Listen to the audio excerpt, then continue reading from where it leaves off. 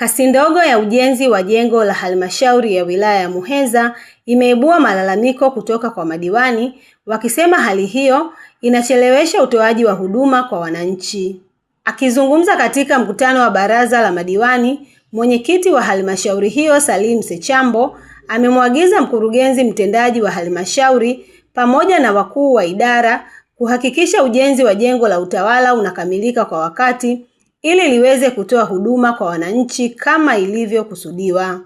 Sisi Muheza tuna hakika ni sehemu ya wilaya ambazo wametuletea fedha nyingi. Ametuletea fedha za jengo la utawala takriban shilingi bilioni 4, na jengo lile lilipaswa likamilike tarehe 4 mwezi wa 4 mwaka 2024, lakini mpaka muda huu jengo lile linasuasua na haliendi kwa wakati. Kwa hiyo tumetoa maelekezo kwa mkurugenzi pamoja na wakuu wa idara kwamba wahakikishe wasimamie fedha zinazoletwa na serikali ili angalau dhamira ya Mheshimiwa Rais iweze kupata nafasi ya kuweza kutimia kwa wananchi hawa ambao amekusudia wa halmashauri ya wilaya ya Muheza. Mbali na kutoridhishwa na kasi ya ujenzi wa jengo la halmashauri, madiwani pia wameeleza changamoto mbalimbali zinazowakabili katika maeneo yao, huku wakiiomba serikali kuendelea kuzitafutia ufumbuzi ili kuboresha utoaji wa huduma kwa wananchi. Maji kwa kweli kwenye kata ya Pande Darajani ni changamoto,